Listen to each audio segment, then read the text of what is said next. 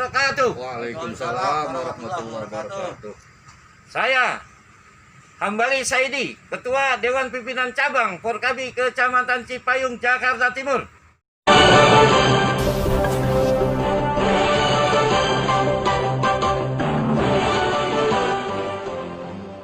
Wabarakatuh. Waalaikumsalam warahmatullahi wabarakatuh.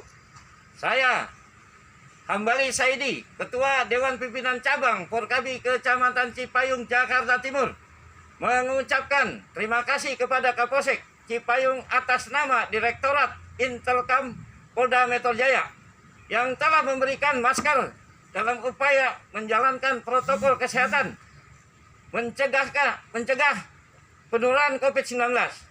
Saya menghimbau kepada seluruh masyarakat agar tetap mematuhi protokol kesehatan, yaitu menjaga jarak, mencuci tangan, dan selalu memakai masker. Semoga Indonesia tetap bebas dari COVID-19. Hidup Forkabi, kita jaga Betawi, yang badal kita beri, NKRI pasti insya Allah.